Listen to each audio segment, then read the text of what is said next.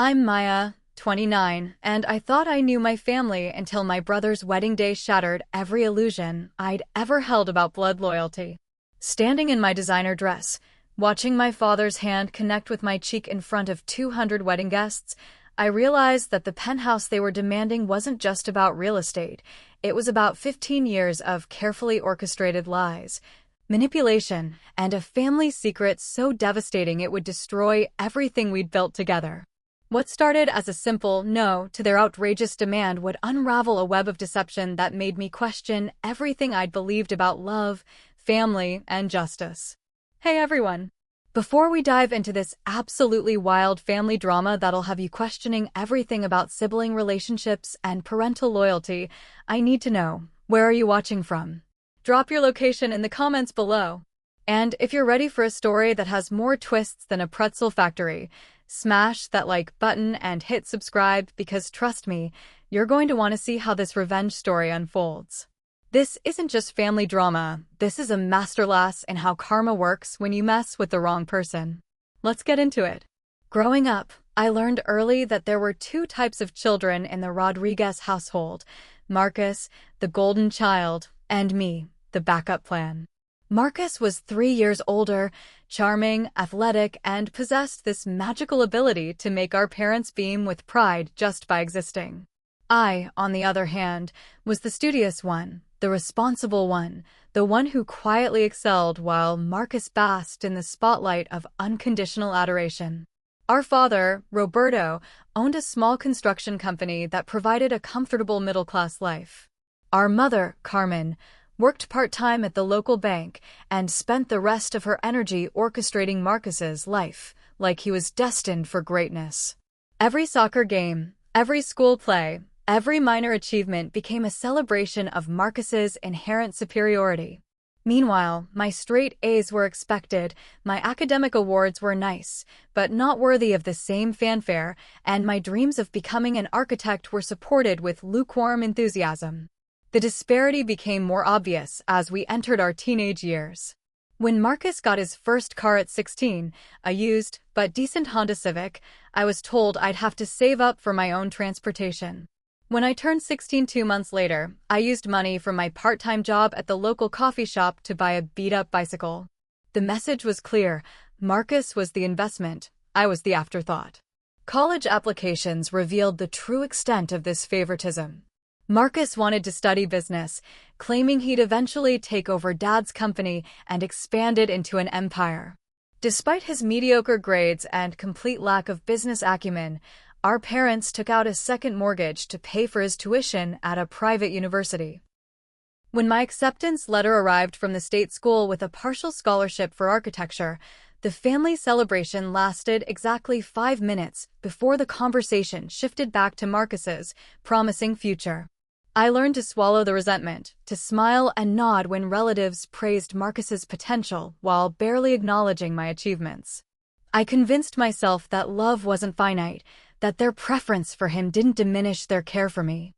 I was wrong, but it would take years for me to understand just how wrong. The summer before my junior year of college, Marcus dropped out to find himself through a series of questionable business ventures that consistently failed. Our parents funded each endeavor with unwavering optimism, draining their savings and retirement accounts to support his entrepreneurial dreams. When I graduated summa cum laude and landed an entry-level position at a respected architectural firm, the family dinner celebrating my achievement was overshadowed by discussions of Marcus's latest scheme, a food truck that would revolutionize street dining. By my mid-20s, the pattern was established. Marcus lived in our childhood bedroom, rent-free, cycling through jobs and relationships with the confidence of someone who'd never faced real consequences. I'd moved out at 22, rented a studio apartment, and slowly climbed the professional ladder. Every family gathering became an exercise in biting my tongue as our parents lamented Marcus's struggles while treating my success as inevitable and therefore unremarkable. The irony wasn't lost on me that while they worried about Marcus's future, they never worried about mine. Their assumptions about my resilience and capability meant I received no financial support, no emotional cushioning, no safety net. I was expected to succeed without help because, unlike Marcus, I was naturally responsible. This double standard shaped my relationship with money, success, and family in ways I'm still unpacking. What hurt most wasn't the inequality, it was the gaslighting that followed. When I occasionally voiced frustration about the disparity in treatment, I was labeled as jealous, ungrateful, or unable to understand Marcus's complex needs. My mother would sigh and explain that Marcus was more sensitive and needed extra support, while I was strong enough to handle independence. These conversations taught me that my feelings were inconvenient truths that disrupted the family narrative they'd constructed. The final straw came when I was 27 and Marcus, now 30, announced his engagement to Rebecca, a sweet but naive girl from his high school class who'd inherited a modest trust fund from her grandmother. Suddenly, our parents' investment in Marcus seemed validated. He was settling down, becoming responsible, preparing to be a family man. The engagement party was a lavish affair that cost more than my first year's salary, funded entirely by our parents' remaining retirement savings and Rebecca's inheritance. Standing in that crowded venue, watching our parents glow with pride as they toasted their son's future, I made a decision that would change everything. I was done being the forgotten daughter, the reliable backup, the one who succeeded despite their neglect rather than because of their support. I was done pretending that love looked like this.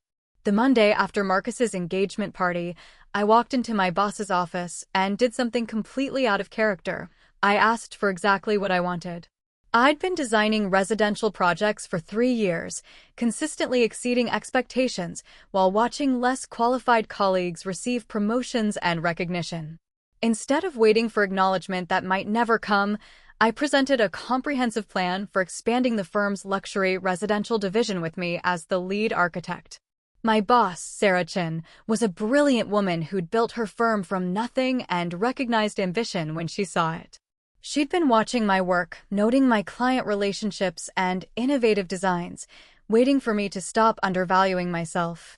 That conversation launched the most intense and rewarding period of my career. Within 6 months, I was managing a team of junior architects and personally overseeing projects worth millions of dollars.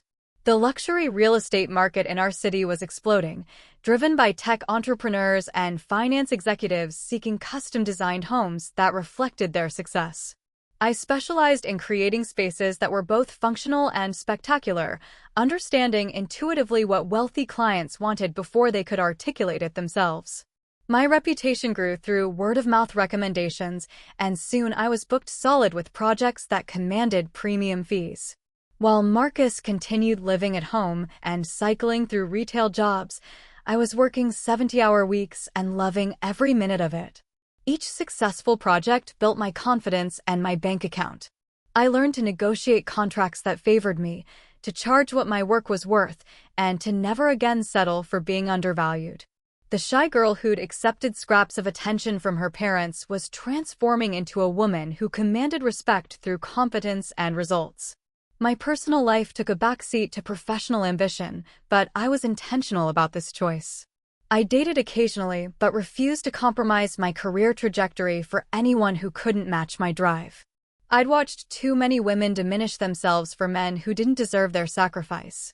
Instead, I channeled my energy into building something that belonged entirely to me. By 28, I was earning more than both my parents combined. I'd purchased a small condo in an up-and-coming neighborhood, decorated it with furniture I'd saved months to afford, and felt proud of every single thing I owned because I'd earned it myself. The contrast with Marcus's situation was stark, but I'd stopped expecting our parents to notice or acknowledge it. The breakthrough came when Daniel Hoffman, a tech mogul worth hundreds of millions, hired me to design his family's compound in the hills overlooking the city. The project was massive, a main house, guest house, pool complex, and extensive landscaping that would showcase the natural beauty of the location while providing ultimate luxury and privacy. Daniel had specific ideas about sustainability and smart home technology that aligned perfectly with my vision for the future of residential architecture. Working with Daniel opened doors I'd never imagined possible. His friends became my clients, each project more ambitious and lucrative than the last. I hired additional staff, moved the firm into larger offices, and began developing a reputation as the architect who could translate unlimited budgets into unforgettable living spaces. The commissions were so substantial that Sarah offered me a partnership in the firm, recognizing that my division was driving the majority of our profits. The Penthouse came about almost by accident. Daniel mentioned that his investment group was developing a luxury high-rise downtown and needed an architect who understood ultra-high net worth buyers. The building would feature only 12 units, each occupying an entire floor, with the penthouse spanning 2 floors plus a rooftop terrace. He offered me the commission and, as a bonus, the opportunity to purchase the penthouse at cost if I could secure financing. It was an insane stretch financially, even with my success. The penthouse would cost $2.8 million, requiring a massive down payment and monthly costs that would consume a significant portion of my income. But Daniel's investment group offered favorable financing terms, and I knew the property would appreciate rapidly in the city's hot market. More importantly, it represented everything I'd worked for, a space that was uniquely mine, designed to my exact specifications, a tangible symbol of what I'd built from nothing. The decision to buy the penthouse was also deeply personal. I wanted something my parents couldn't minimize, couldn't ignore, couldn't attribute to luck or good timing.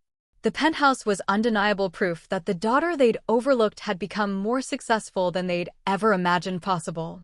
It was my declaration of independence from their narrative about my life.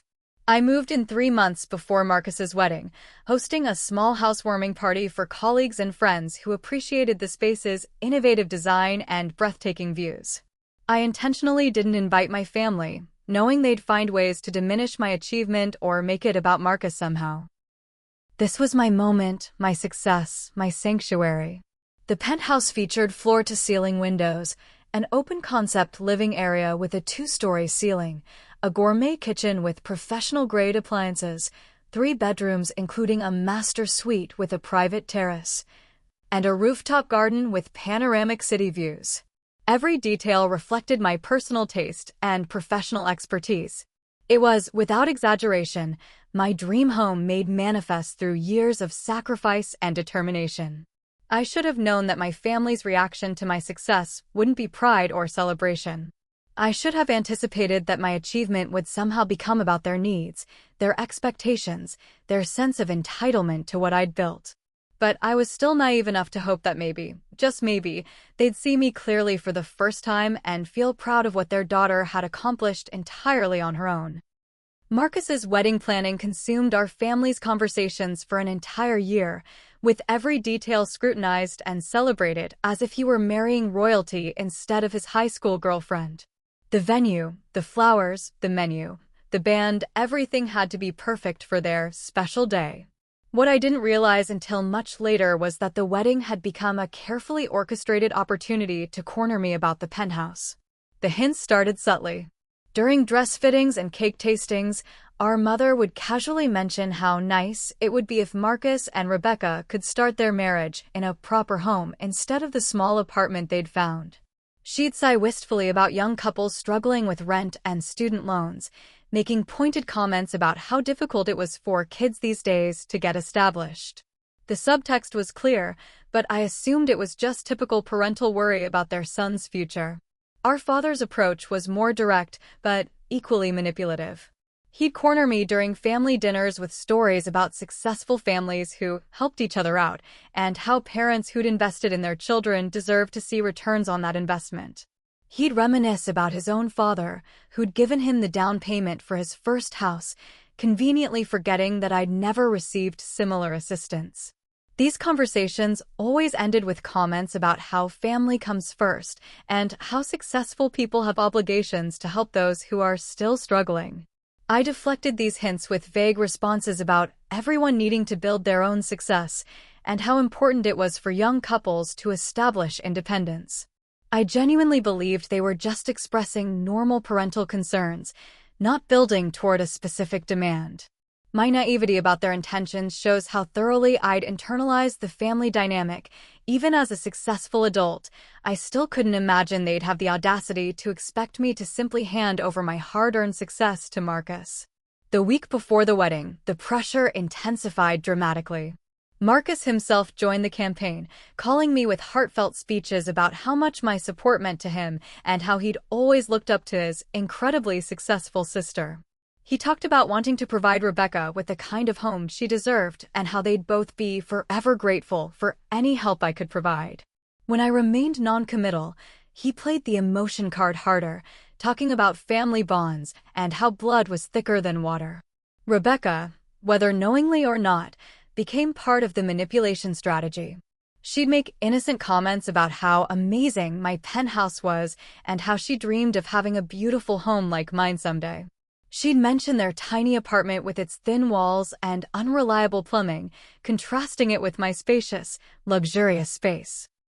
Her comments were delivered with such sweetness that I couldn't determine if she was complicit in the scheme or genuinely just making conversation. The real shock came 2 days before the wedding when our parents invited me to lunch for what they called important family business. I assumed they wanted to discuss wedding logistics or perhaps ask me to give a speech during the reception.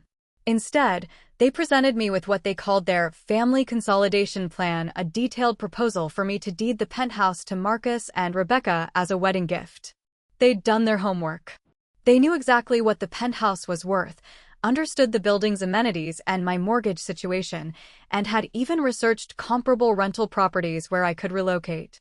The proposal was presented as a reasonable family arrangement that would optimize everyone's housing situation, while helping Marcus start his marriage on solid financial footing. Their justification was breathtaking in its entitlement. According to them, I didn't really need such an expensive home since I was single and focused on my career. The penthouse was too much space for one person and would be better utilized by a young couple planning to start a family. They argued that Marcus, as the son carrying on the family name, had different responsibilities and deserved the kind of home that would reflect well on the Rodriguez family legacy. When I expressed shock at their assumption that I'd simply give away my home, they pivoted to emotional manipulation. Our mother cried about wanting to see both her children settled and happy, and how it broke her heart to think of Marcus and Rebecca struggling while I lived in luxury. Our father talked about sacrifice and how successful children had obligations to help their siblings, especially when the success gap was so significant. They'd anticipated my objections and had responses prepared for each one. When I mentioned that I'd earned the penthouse through my own work, they countered that family support had made my education and career possible. When I pointed out that Marcus had received far more financial assistance throughout his life, they claimed that was different because he'd needed more help getting started. When I suggested that Marcus should build his own success like I had, they accused me of being cold and selfish. The lunch ended with them announcing that they'd already mentioned the arrangement to several wedding guests, describing it as a beautiful family gesture that showed how close-knit the Rodriguez family was. They'd essentially created social pressure by publicizing their expectations before securing my agreement. The manipulation was so sophisticated that I found myself wondering if I was being unreasonable for not wanting to give my home to my brother. That night, I called my mentor Sarah for advice. She listened to the entire story with increasing dismay before delivering a reality check that pierced through the emotional fog. "Maya," she said, "they're asking you to give away years of your life's work to subsidize your brother's lifestyle. This isn't about family love, it's about entitlement and exploitation. You don't owe anyone your success, especially people who never supported you while you were building it." Her words crystallized something I'd been feeling but couldn't articulate.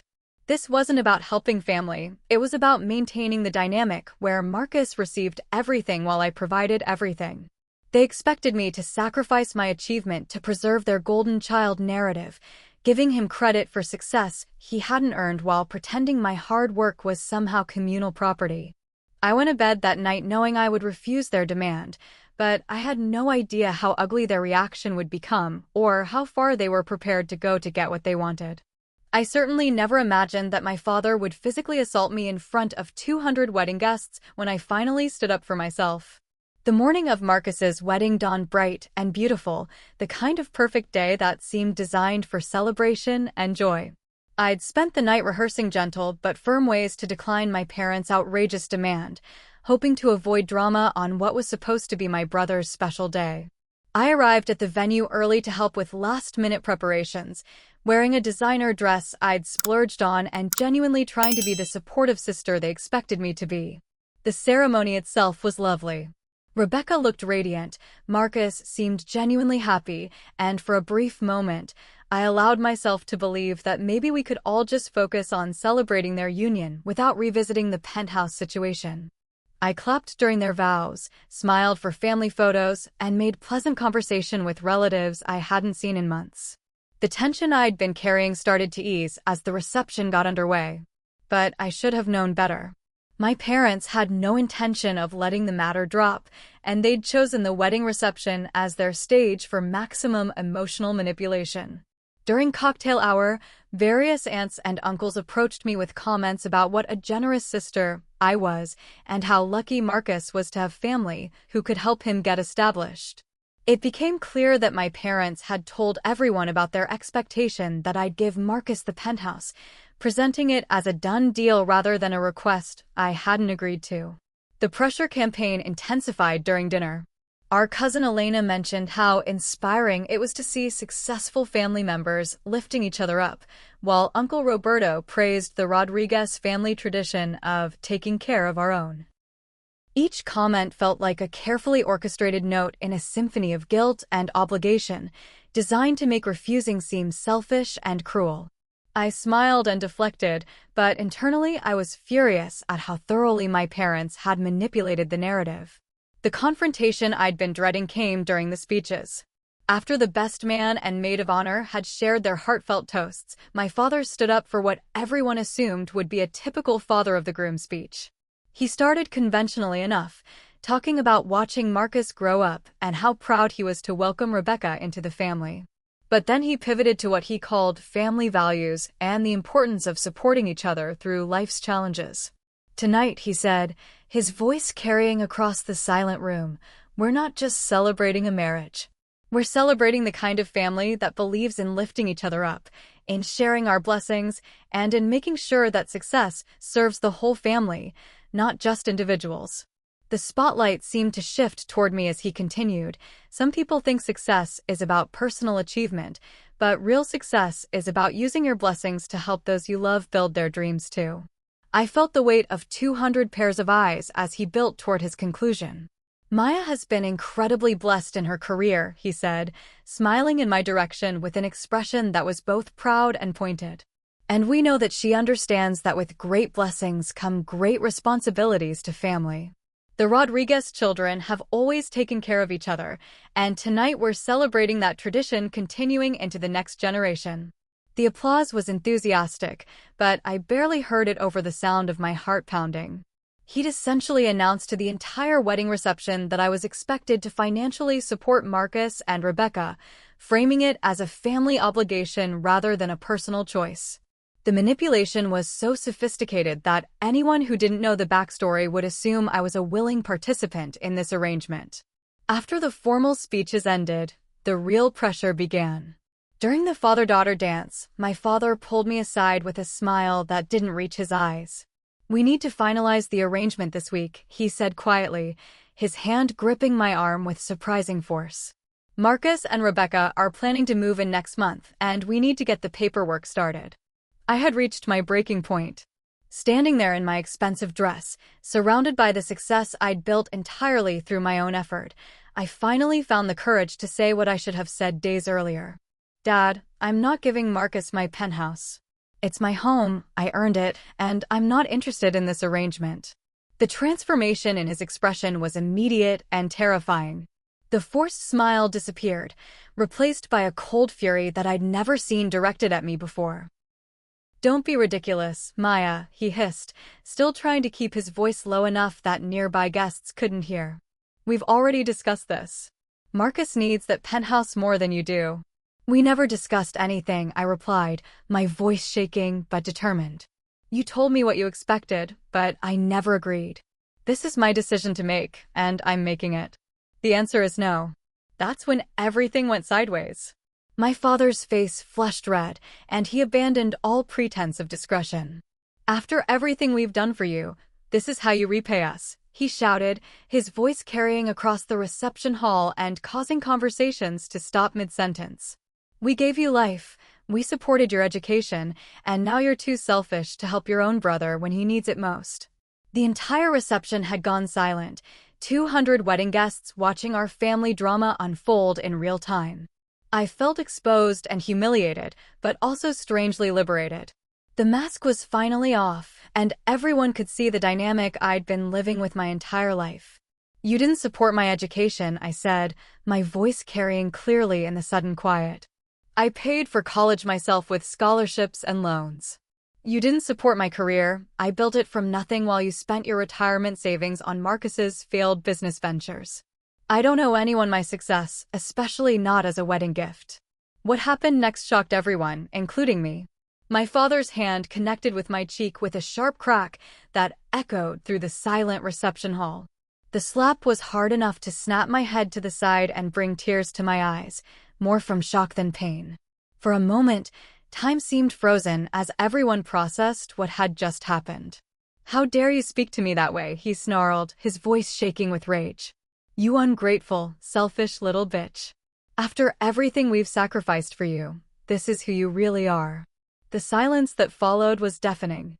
I stood there with my hand pressed to my burning cheek, looking around at the faces of family members and friends who had just witnessed my father physically assault me for refusing to give away my home. Some looked shocked, others embarrassed, and a few seemed almost sympathetic to his frustration. Marcus and Rebecca stood frozen at the head table, their perfect wedding moment shattered by this explosion of family dysfunction. But here's the thing about rock bottom, it gives you a solid foundation to build from. As I stood there with my cheek throbbing and my dignity in tatters, something inside me crystallized. I was done.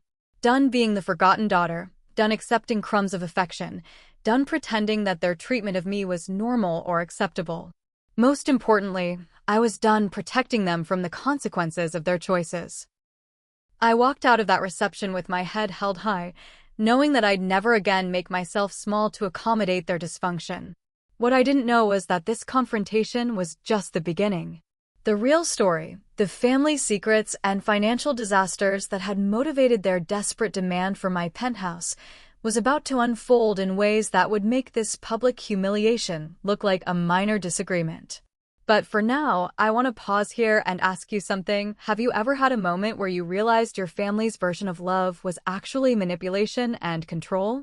Drop your thoughts in the comments, because this story is just getting started, and the revenge that's coming will make this slap look like child's play.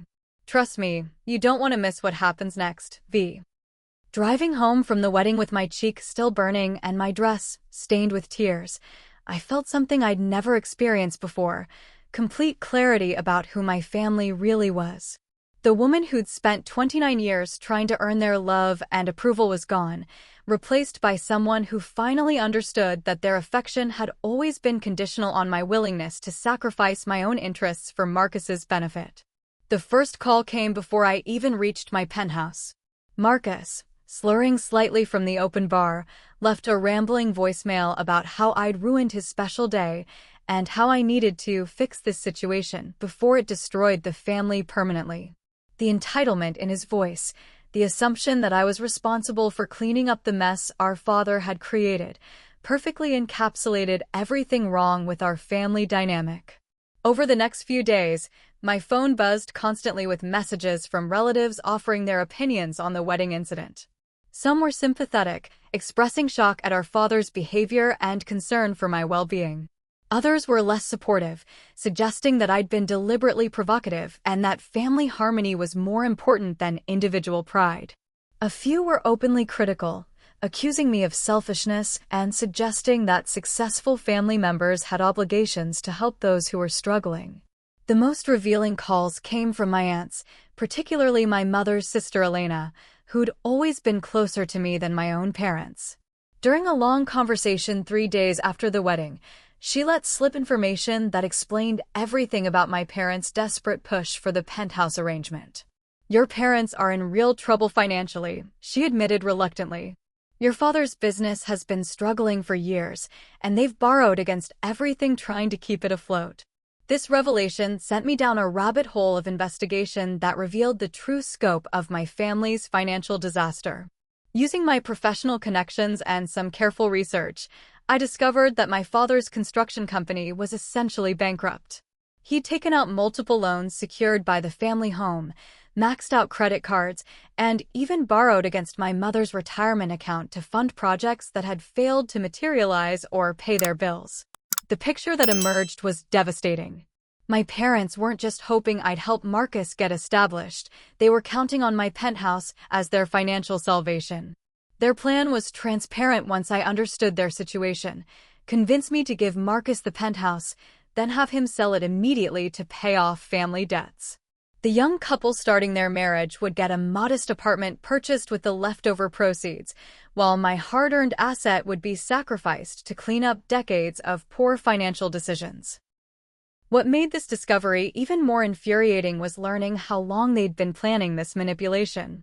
Elena revealed that my parents had been discussing the penthouse solution for months, timing their approach to coincide with the wedding when emotions would be high and family pressure would be maximized.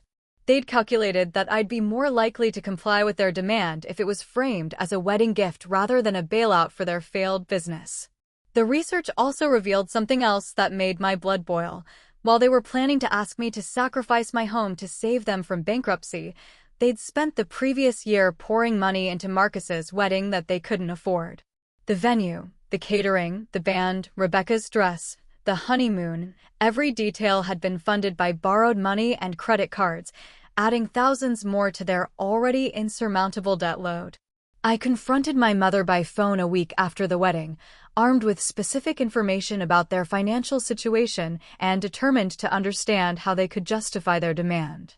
Her response was a masterclass in manipulation and deflection. First, she denied that they were in serious financial trouble, claiming that Elena had exaggerated their situation. When I presented specific details about their debts and the loans secured by their home, she pivoted to emotional manipulation.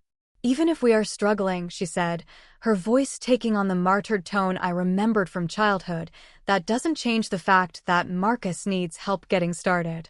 You have so much, Maya, and he has so little. Is it really so terrible for parents to want their successful daughter to help her brother build a life?" The gaslighting was sophisticated and persistent.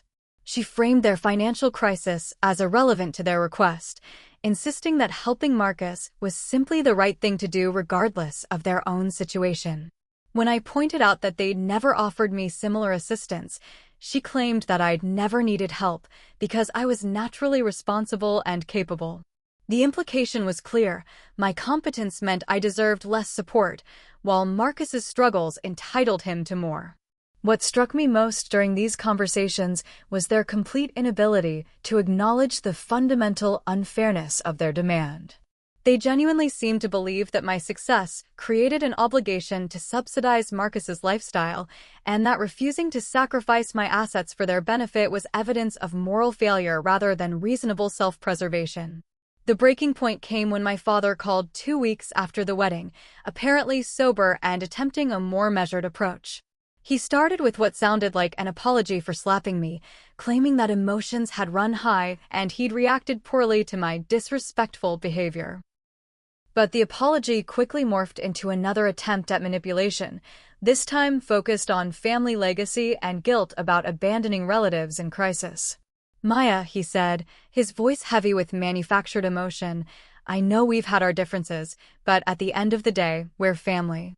Your mother and I won't be around forever, and when we're gone, you and Marcus will only have each other. Is a house really worth destroying those relationships permanently?"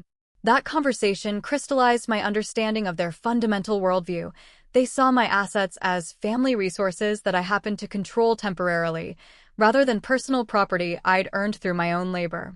In their minds, refusing to share my success was a form of theft from the collective family wealth that Marcus had equal claim to despite contributing nothing to its creation. I hung up on my father mid-sentence, blocking his number and my mother's immediately afterward. The decision felt simultaneously liberating and terrifying. I was cutting ties with people who'd been central to my identity for nearly 3 decades. But I was also protecting myself from further manipulation and creating space to build relationships based on mutual respect rather than one-sided obligation. What I didn't anticipate was how quickly my investigation into their finances would reveal information that would shift the entire power dynamic between us. While I was researching their debts and financial troubles, I stumbled across records that exposed a family secret so damaging it would give me leverage I never could have imagined. The parents who demanded my penthouse and physically assaulted me for refusing were about to discover that their forgotten daughter had become someone they couldn't afford to cross. My investigation into my parents' financial situation started as an attempt to understand their desperation, but it quickly evolved into something much more significant. As an architect working with high-net-worth clients, I'd developed relationships with financial advisors, attorneys, and investigators who specialized in asset protection and due diligence. When I explained my situation to David Chin, a forensic accountant I'd worked with on several complex projects, he offered to help me understand the full scope of my family's financial troubles. What David uncovered over the following weeks was far worse than simple business failure and irresponsible spending.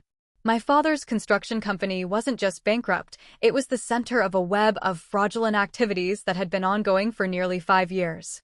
The failed projects that had drained their savings weren't legitimate business ventures gone wrong. They were elaborate schemes designed to hide money laundering and tax evasion. The pattern was sophisticated and systematic. My father would secure construction loans for residential projects that existed only on paper, using fake permits and manufactured documentation to convince lenders that work was progressing. The loan money would be immediately diverted to offshore accounts, while subcontractors were paid with bad checks or not paid at all. When projects inevitably collapsed, he'd claim unexpected complications had made them financially unviable, leaving banks holding worthless liens on empty lots or abandoned foundations. Even more damaging was the discovery that Marcus had been an active participant in these schemes for the past 3 years. Far from being the struggling son trying to find his way in the world, he'd been helping our father create false documentation, forge permits, and maintain fake business relationships with suppliers who existed only to provide paper trails for non-existent work. The brothers I'd pitted for his inability to hold steady employment was actually earning significant money as an accomplice to construction fraud. The wedding itself took on a sinister new meaning in light of these revelations.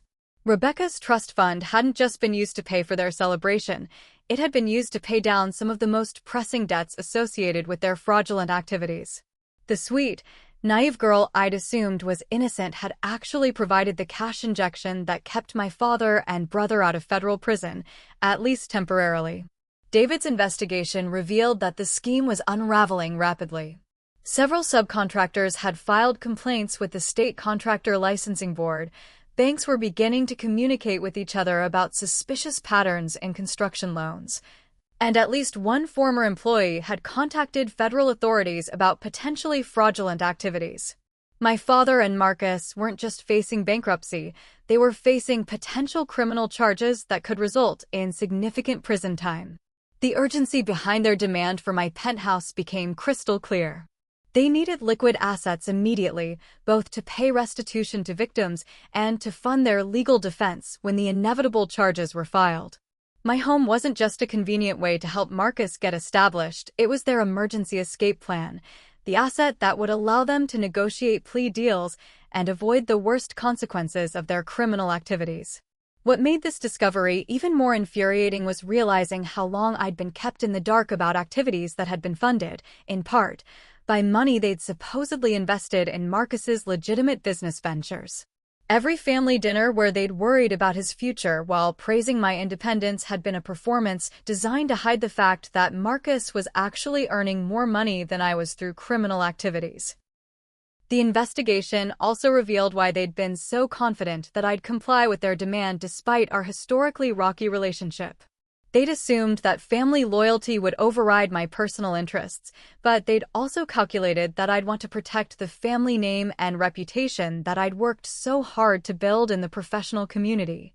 They believed that the threat of public scandal associated with their criminal activities would make me willing to sacrifice my penthouse to keep their secrets hidden. But they had severely miscalculated my priorities and my character. The daughter who might have once protected them from consequences to preserve family harmony was gone, replaced by a woman who understood that true justice sometimes requires difficult choices. Armed with comprehensive documentation of their criminal activities, I faced a decision that would define not just my relationship with my family, but my relationship with my own moral principles. I spent sleepless nights weighing my options, considering the implications of each possible course of action. I could remain silent, protect their secrets, and try to rebuild some form of relationship with people who demonstrated that they saw me as a resource to be exploited rather than a daughter to be loved. Or I could take the evidence to authorities and ensure that their victims received justice, knowing that this choice would permanently sever all family ties and potentially send my father and brother to prison. The decision crystallized during a conversation with Sarah Chin, my mentor and business partner, who listened to the entire story with the kind of careful attention she brought to complex architectural problems. "Maya," she said finally, "you're asking the wrong question. This isn't about what you owe your family, it's about what you owe yourself and the people they've hurt. You can't build a life of integrity on a foundation of complicity with fraud." Her words cut through the emotional confusion that had been clouding my judgment for weeks. This wasn't really about family loyalty or personal revenge, it was about justice and accountability. The subcontractors who hadn't been paid, the banks that had been defrauded, the legitimate contractors who'd lost business to my father's artificially low bids, these were the people who deserved my consideration, not the criminals who happened to share my DNA. The final piece of evidence that convinced me to act came from an unexpected source. While reviewing the financial records David had compiled, I discovered that one of my father's victims was Elena Martinez, a single mother who owned a small landscaping business. She'd completed work on one of his phantom projects and never received payment, ultimately losing her business when the unpaid invoices bankrupted her small operation. Elena had 3 children and had been forced to move in with relatives when she couldn't make rent after my father stiffed her for $12,000. Reading Elena's complaint to the Contractor Licensing Board, seeing how my father's actions had destroyed an innocent family's livelihood, eliminated any remaining doubt about what I needed to do. This wasn't about family drama or sibling rivalry. It was about preventing further harm to people who couldn't protect themselves from my family's criminal activities.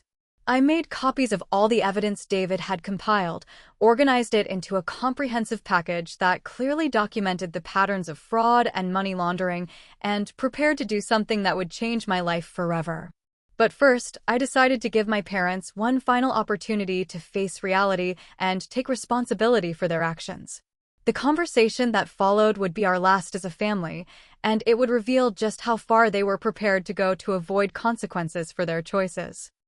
3 weeks after David completed his investigation, I invited my parents to meet me at a neutral location, a coffee shop downtown where we couldn't make a scene and where I'd feel safe from another physical confrontation. I'd rehearsed this conversation countless times, preparing for every possible manipulation tactic and emotional appeal they might deploy. What I wasn't prepared for was just how thoroughly they'd convinced themselves that I was the problem rather than their criminal activities. They arrived 15 minutes late, a passive-aggressive power play that I recognized from decades of similar behavior. My mother looked haggard, stress etched in the lines around her eyes, while my father maintained the defiant posture of someone who refused to acknowledge any wrongdoing. They sat across from me with the wary expressions of people expecting another confrontation about the penthouse demand. "I know about the construction fraud," I said without preamble, placing a folder of evidence on the table between us. "I know about the fake permits, the laundered money, the unpaid subcontractors, and Marcus's involvement in the scheme. I know about Elena Martinez and the dozen other small business owners you've destroyed with your criminal activities." The color drained from both their faces, but their reactions were telling in their differences. My mother immediately looked ashamed and frightened, her eyes filling with tears as she realized the scope of what I'd discovered. My father, however, straightened defensively, his jaw setting in the stubborn line I remembered from childhood arguments. "You don't understand the construction business," he said, his voice tight with anger. "Sometimes you have to be creative with financing to make projects work. Everything we did was to try to build something better for this family." The gaslighting was immediate and predictable, but I was ready for it. "Dad, you stole money from banks using fake documentation. You destroyed small businesses by refusing to pay for work you'd already received. You laundered money through offshore accounts and evaded taxes on income that was obtained through fraud. This isn't creative financing, it's systematic criminal activity." My mother finally spoke, her voice barely above a whisper. "Maya, please, if this comes out, it will destroy everything. Your father will go to prison, Marcus's marriage will be ruined, and the family name will be permanently damaged. We're begging you to think about what this exposure will cost all of us." Her plea crystallized everything I'd learned about their priorities. Even confronted with evidence of their criminal activities, even faced with the reality of how they'd hurt innocent people, their primary concern was protecting themselves from consequences rather than taking responsibility for their actions or making amends to their victims. "What about Elena Martinez?" I asked quietly. "What about the other contractors and suppliers whose businesses you destroyed? What about the banks you defrauded and the legitimate contractors who lost projects to your artificially low bids? Don't they deserve justice more than you deserve protection from the consequences of your crimes?" My father's mask finally slipped completely. "Elena Martinez and those others knew the risks of working in construction," he snarled. "Business is business, and if they couldn't handle the competition, that's their problem, not ours. We don't owe anyone anything except our own family." That response told me everything I needed to know about who my parents really were underneath the facade of respectability they'd maintained throughout my childhood. They were people who would destroy innocent families to protect their own interests, who would steal and defraud without remorse, and who expected me to be complicit in their crimes simply because we shared DNA. I stood up from the table, leaving the folder of evidence where they could see it. "I'm giving you 1 week to turn yourselves into the authorities and begin making restitution to your victims. If you don't, I'll be providing all of this evidence to the FBI Financial Crimes Unit and the State Attorney General's office." The explosion that followed was everything I'd expected and more. My father lunged toward me, only stopping when other coffee shop patrons turned to stare. My mother sobbed about betrayal and ingratitude, accusing me of destroying the family out of spite over the Penthouse situation. They alternated between threats and pleas, between accusations of vindictiveness and appeals to family loyalty. But I was done being manipulated by people who'd spent my entire life treating me as secondary to their preferred child. I walked out of that coffee shop knowing I'd never speak to them again and feeling lighter than I had in years.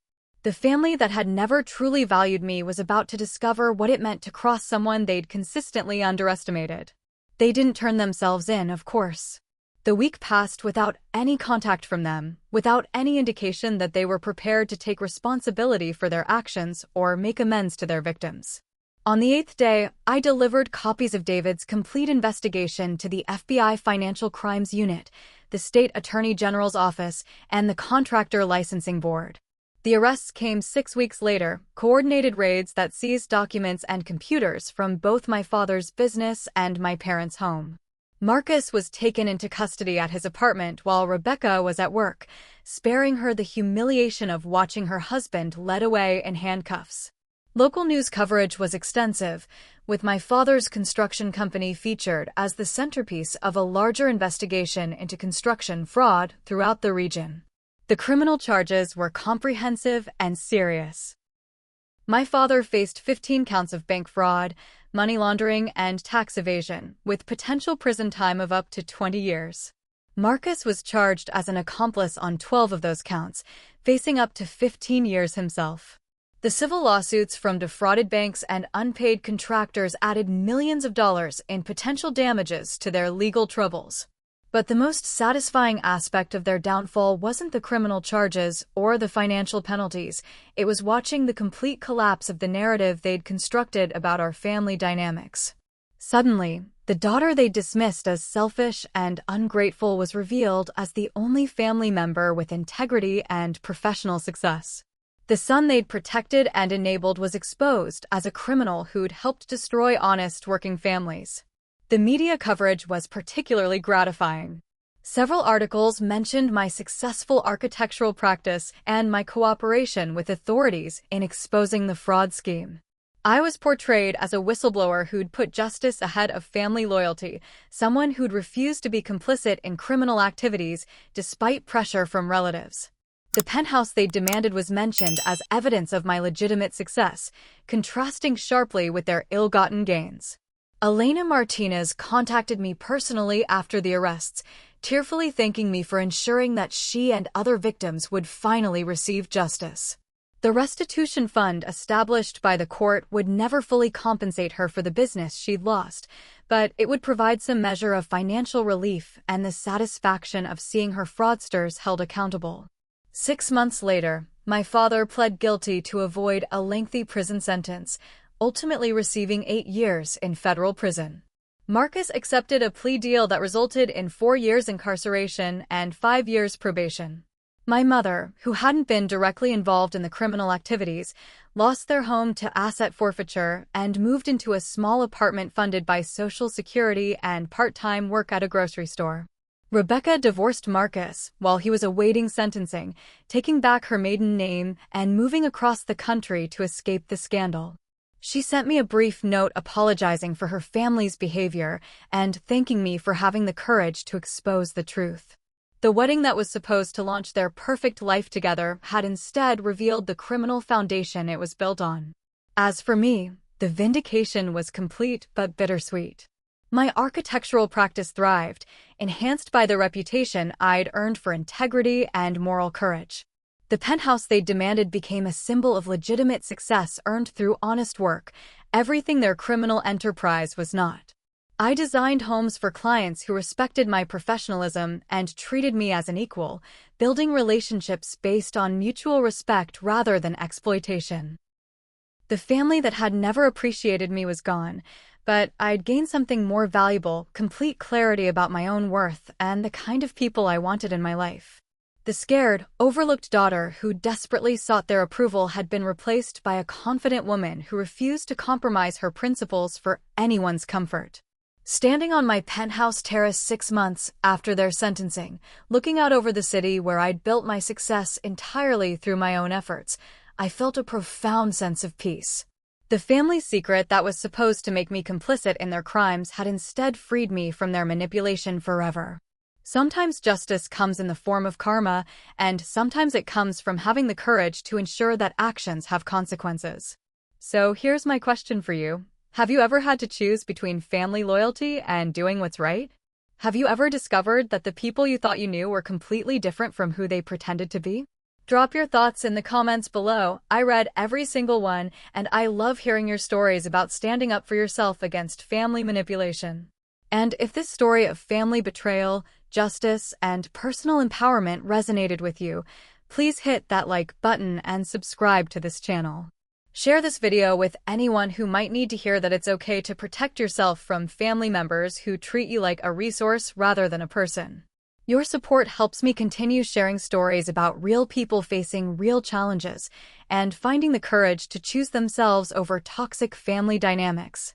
Thank you so much for watching, and remember, you don't owe anyone your success, your assets, or your happiness just because you share DNA. Sometimes the family you choose is more valuable than the family you're born into, and there's no shame in walking away from people who refuse to treat you with respect and love. Until next time, keep building your own success and never let anyone convince you that your achievements belong to them.